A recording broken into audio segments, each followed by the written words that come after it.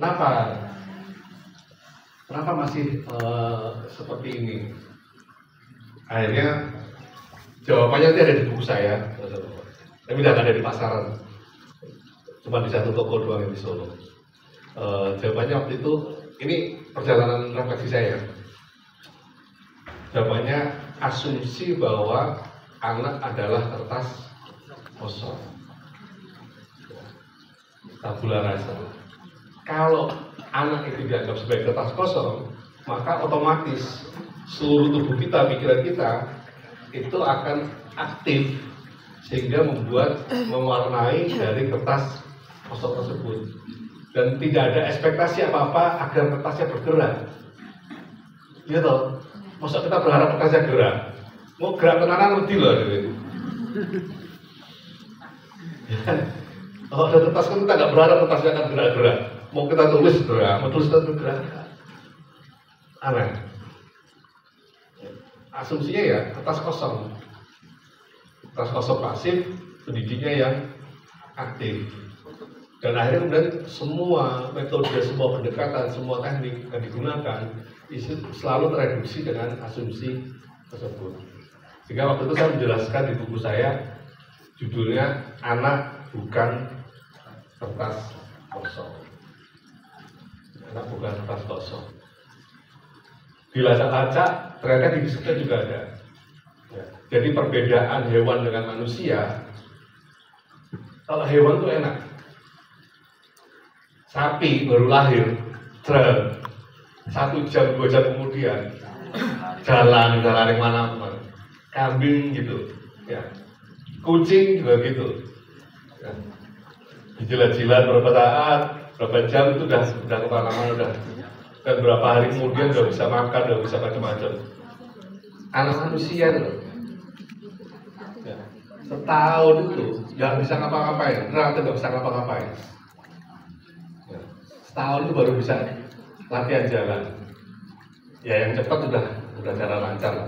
Tapi secara pada umumnya setahun itu baru latihan jalan. Ya. Sebelum itu, sebelum 5 bulan bahkan ngerangkak pun masih belajar. Jadi 1 sampai 3 bulan ngapain? Tidur kan. Ya. Oh ada Pak, bikin orang tuanya jadi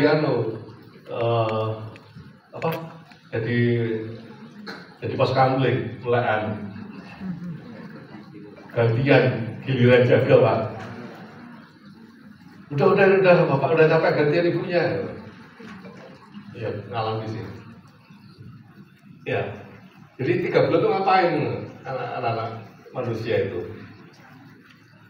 Ya, karena ternyata anak-anak hewan itu memang sudah ada seperangkat insting. Sudah dapat instingnya langsung itu yang menggerakkan dirinya, bergerak mengikuti pola-pola yang sudah diwariskan dari itu. Nah kalau anak manusia diwarisi apa? Pertanyaan itu. Ternyata diwarisi sesuatu teknologi canggih yang untuk menggunakan teknologi canggih itu butuh proses waktu untuk menguasainya. Namanya apa? Hewan juga. Akal. Ya. Kalau istilahnya akal. Naluri itu insting. Naluri lebih dekat ke insting. Akal. Atau kalau istilah di teori kita namanya belajar. Learning. Ya. Karena secanggih apapun sapi, ya, sapi itu tidak bisa menyelesaikan persoalan kandangnya yang jebol. Gitu. Jadi ya dia terima alam itu sebagaimana adanya. Yang dia itu cuma bisa fight atau lari. Kalau dia masa instingnya, gunung Merapi mau meletus, ya udah lari aja. Nggak ada untuk berkreasi atau menyelesaikan persoalan. Anak manusia enggak. Anak manusia itu yang biasa pertama itu learningnya, dan menguasai learning itu capek beneran. Learning itu salah satu keterampilan yang paling menghabiskan energi. Makanya kebanyakan orang dewasa cenderung untuk enggan untuk learning, belajar. Capek.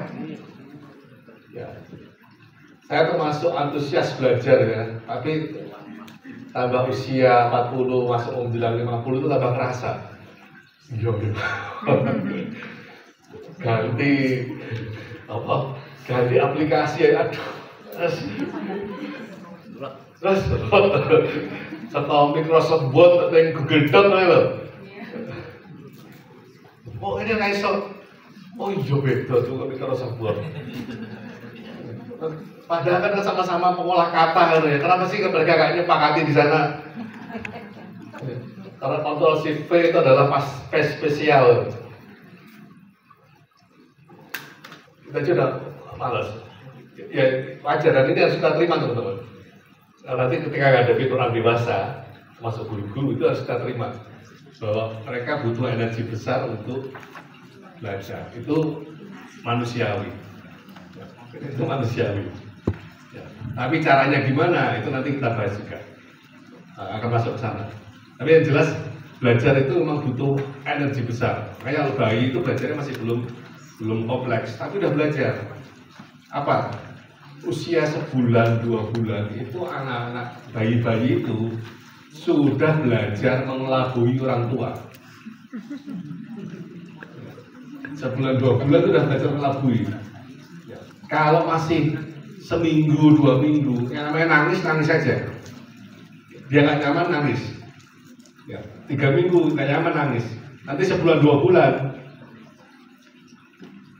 nangisnya ada beda. Ada variasi nangis baru. Ya kan Bu ya? Udah ada variasi nangis baru. Nangis lagi cari perhatian. Ya habis makan, ya nggak ngompol, ya nggak ngapain pun nangis. Bayangkan loh, kasihan, bayangkan gabutnya ya, 3 bulan, 4 bulan nggak ngapa-ngapain loh, di tempat tidur loh.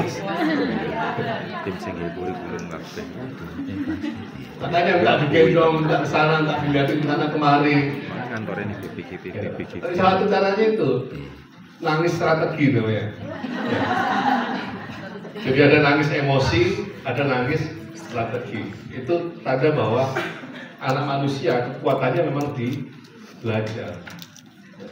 Sehingga ketika sapi itu sudah bisa lari kemana-mana dalam 3 bulan, anak manusia belum, tapi belajarnya sudah lebih cepat dibandingkan anak sapi. Anak sapi 3 bulan belum punya strategi untuk itu, mengelabui orang tua. Makanya yang durhaka cuma manusia kan ya. Gak ada anak sapi durhaka. Kalau ada kan susah kita.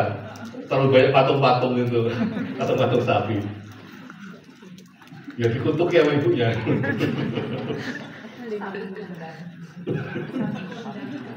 Sapi kundang. Ada sapi kundang. Nah, belajar. Jadi ada keterampilan belajar. Jadi ada 2 yang di belajar itu. Dorongan untuk belajarnya, keterampilan sama keterampilan belajarnya. Motivasi intrinsik untuk belajar sama. Jadi secara alamiah anak-anak itu adalah pelajar. Mereka mau dan bisa belajar.